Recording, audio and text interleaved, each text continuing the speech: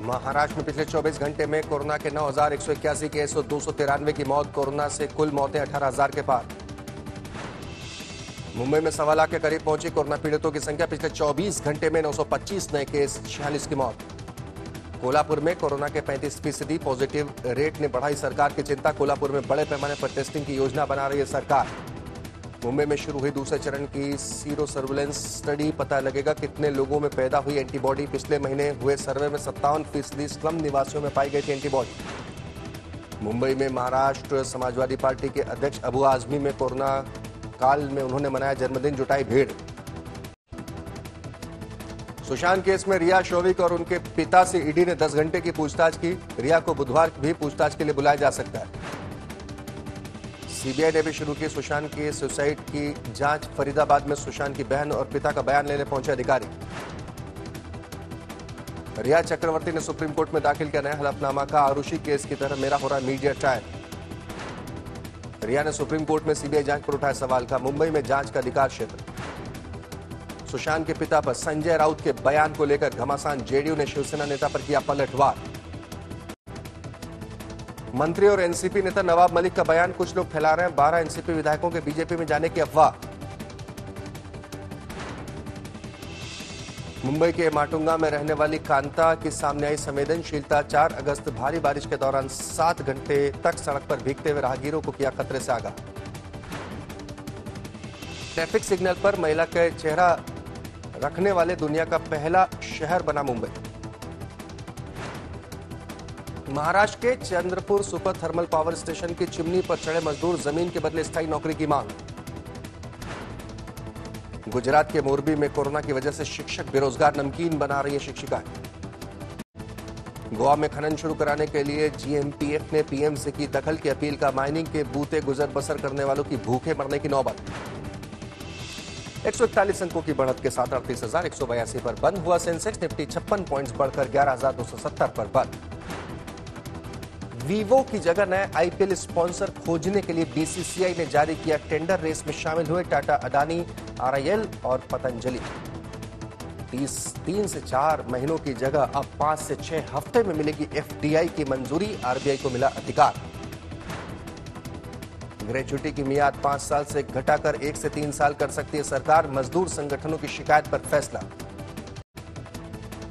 Saudi Aramco के रिलायंस कारोबार में 20% हिस्सेदारी खरीदने की डील जारी। 2019 में $15 बिलियन में हुआ था सौदा। कानपुर के गैंगस्टर विकास दुबे पर वेब सीरीज बनाएंगे हंसल मेहता। यूपी पुलिस के हाथों एनकाउंटर में हुई थी दुबे की मौत। फरहान अख्तर ने फिल्म दिल चाहता है के 19 साल पूरे होने पर सोशल मीडिया पर शेयर किए फिल्म के लोकप्रिय डायलॉग। 2001 में रिलीज हुई थी फिल्म। 1 साल के लिए टली आमिर खान और करीना कपूर की फिल्म लाल सिंह चड्ढा की रिलीज। इस दिसंबर की जगह साल 2021 दिसंबर में होगी रिलीज। आयुष्मान खुराना और वाणी कपूर पहली बार साथ करेंगे काम। फिल्म को डायरेक्टर करेंगे अभिषेक कपूर।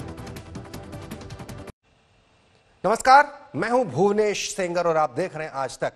रिया और सुशांत के परिवार के दावों के बीच सुशांत केस की जांच भी रफ्तार पकड़ रही है। आज सीबीआई भी एक्शन में आ गई और पिता का बयान दर्ज करने की तैयारी है। उधर मनी लॉन्ड्रिंग एंगल की जांच कर रही ईडी आज भी रिया और उसके परिवार से मैराथन पूछताछ में लगी रही। रिया से ईडी की करीब 10 घंटे पूछताछ चली।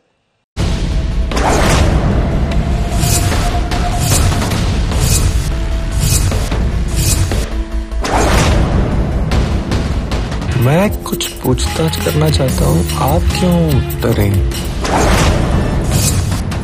मैं खून के सिलसिले में बातचीत करनी। सच्चाई सामने आनी चाहिए। दुनिया में ऐसे ही कुछ भी नहीं होता। मुझसे कुछ मत छुपाइए, बहुत भारी पड़ेगा आपके लिए। सच के आसपास वाला झूठ पकड़ना मुश्किल होता है। तो क्या रिया चक्रवर्ती के लिए सिर्फ टकसाल बनकर रह गए थे सुशांत? क्या सुशांत के पैसे से रिया ने खरीदे लाखों के शेयर?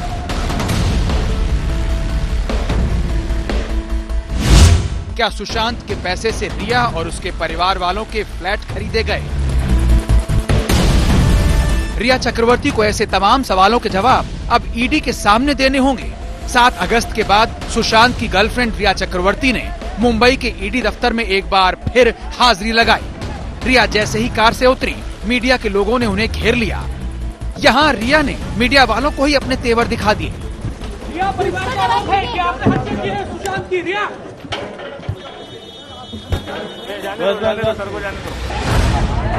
रिया चक्रवर्ती मीडिया के सवालों पर आग बबूला हो रही थी।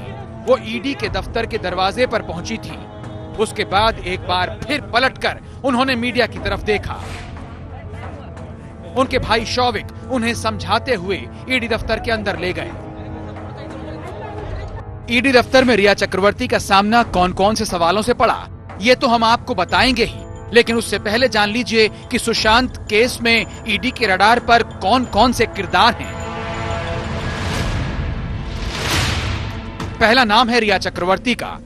रिया सुशांत की गर्लफ्रेंड हैं। उनके खिलाफ मनी लॉन्ड्रिंग का केस दर्ज है। उन पर सुशांत के 15 करोड़ रुपए की हेराफेरी का आरोप है। ईडी की नजरें उनके नाम 3 प्रॉपर्टी पर भी टिकी हैं, जिनकी कुल कीमत करीब 3 करोड़ रुपए है। दूसरा नाम शौविक चक्रवर्ती का है। शौविक रिया चक्रवर्ती के भाई हैं। ईडी उनसे लगातार 2 दिन तक पूछताछ कर चुका है। आज तीसरे दिन पूछताछ हो रही है। ईडी के रडार पर तीसरा नाम श्रुति मोदी का है।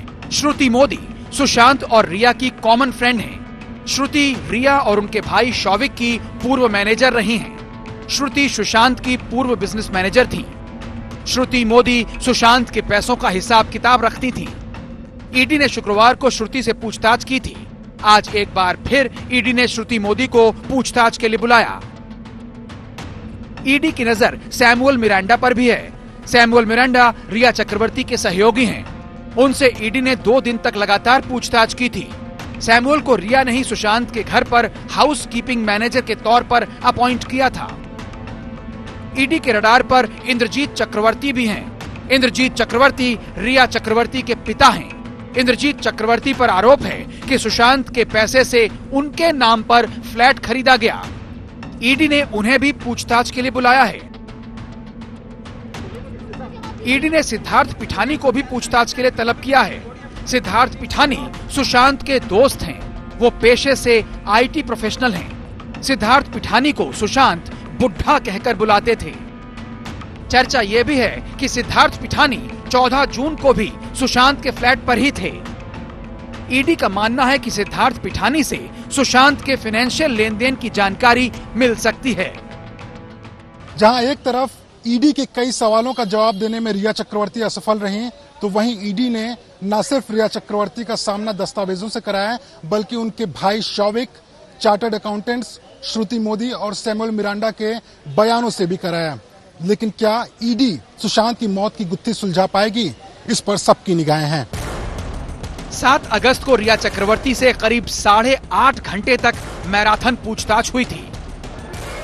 आज एक बार फिर ईडी ने रिया और उनके भाई को सुबह 11 बजे तलब कर लिया। इन दोनों के अलावा ईडी के दफ्तर में रिया के पिता इंद्रजीत चक्रवर्ती भी पहुंचे थे। दोपहर 2:15 बजे सुशांत के दोस्त सिद्धार्थ पिठानी भी ईडी दफ्तर पहुंचे। रिया के सीए रितेश शाह को भी ईडी ने तलब किया था। सूत्रों के मुताबिक रिया का ईडी दफ्तर में इन सवालों से सामना हुआ होगा। पहला सवाल, आपने पिछले 2 सालों में कहां कहां इन्वेस्टमेंट किया, उसकी डिटेल दीजिए। दूसरा सवाल, आपकी आय का स्रोत क्या है, उससे जुड़े कागजात दिखाइए।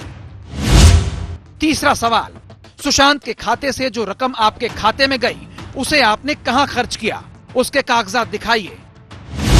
चौथा सवाल, आपके 2 खातों में अचानक ढेर सारे पैसे कहां से आ गए। पांचवा सवाल, सुशांत ने पिछले 2 सालों में कहां कहां इन्वेस्टमेंट किए, क्या आप जानती हैं। छठा सवाल, क्या सुशांत के इन्वेस्टमेंट के नॉमिनी के रूप में आप या आपके परिवार के किसी सदस्य का नाम दर्ज है।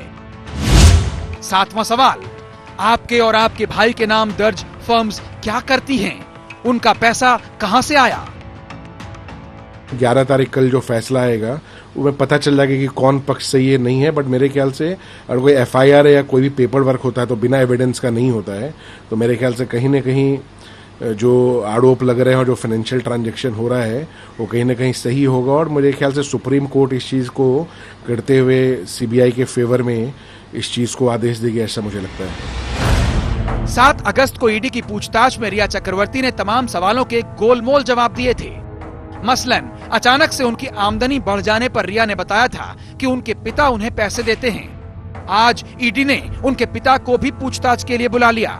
जरूरत पड़ी तो पूरे परिवार को आमने सामने करके भी ईडी पूछताछ कर सकता है, क्योंकि सुशांत केस का सच सामने आना बेहद जरूरी है। मुंबई में दिवेश सिंह के साथ मुनीश पांडे, दिल्ली आज तक।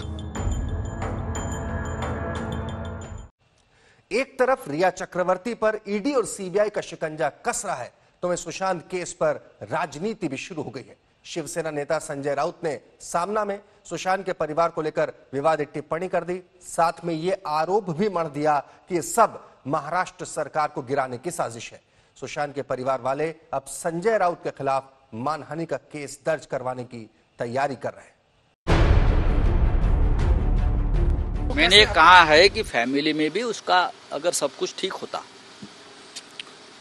तो फैमिली के लोग उसके साथ आकर बैठते, पिताजी आते, उनकी बहनें आते, सब कुछ आते, लेकिन जो बातें सामने आ रही है ऑन रिकॉर्ड है, तो बोले सभी मामलों के उनके परिवार के साथ उसके रिश्ते कैसे थे, क्या उस वजह से वो डिप्रेशन में था, कुछ ठीक नहीं चल रहा था फैमिली के साथ, उसकी भी जांच आप करनी चाहिए। सुशांत सिंह राजपूत की मौत का सस्पेंस अभी खुला नहीं है, लेकिन सियासत का अखाड़ा जरूर खुल गया है। मामले की सीबीआई जांच से बौखलाई शिवसेना ने सुशांत के परिवार वालों पर ही आरोप जड़ दिए कि उनके रिश्ते सुशांत से अच्छे नहीं थे। साथ ही उन्होंने मुंबई पुलिस की शान में कसीदे भी पढ़े। तो मुंबई पुलिस को जांच करो तो क्या इतराज है? वो भी तो पुलिस है, बेस्ट पुलिस है वर्ल्ड की, सबको मालूम है, प्रोफेशनल पुलिस है। तो मुंबई पुलिस जिस दिशा में जांच कर रही है, जो सत्य और तथ्य सामने लाने की कोशिश करती है, क्या उसको डिस्टर्ब करने की कोशिश कोई कर रहे हैं क्या? कि मुंबई पुलिस जो कर रही है वो सामने नहीं आनी चाहिए सत्य। बात निकली तो बहुत दूर तक गई। संजय राउत के इस बयान से सुशांत के परिवार वालों को गहरा धक्का लगा। साफ लगा जैसे कि संजय राउत उनके जख्मों पर नमक छिड़क रहे हैं। सुशांत के परिवार वाले अब संजय राउत को कोर्ट में घसीटने की तैयारी कर रहे हैं। उनको माफी मांगनी चाहिए। इतना आघात पहुंचाने वाला बयान, जहां करोड़ों फैंस उनको सराह रहे हैं, उनके पिताजी को, एक बुजुर्ग आदमी पर इस तरह का शर्मनाक आरोप लगाना, ये काफी निंदनीय है। और जरूरत पड़े तो मैं मानहानि का मुकदमा करूंगा संजय राउत जी पर। संजय राउत का बयान तो उनकी सरकार में सहयोगियों को भी नहीं पचा। कांग्रेस नेता संजय निरुपम ने संजय राउत के बयान पर ही सवाल उठा दिए।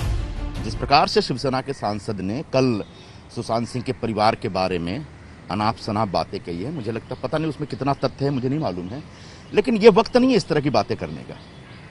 और हर परिवार की एक अपनी कोई कहानी होती है, और शिवसेना वालों को भी खूब सारी कहानियां हैं। क्या ऐसे वक्त पे इन सब कहानियों पर चर्चा होगी? शिवसेना नेता आक्रामक बयानबाजी के लिए जाने जाते हैं, लेकिन सुशांत सिंह राजपूत की मौत जैसे संवेदनशील मामले में भी उनकी जुबान ऐसे चलेगी, शायद किसी ने भी नहीं सोचा होगा। सहरसा से धीरज सिंह और पटना से रोहित सिंह के साथ अशोक सिंघल, दिल्ली आज तक।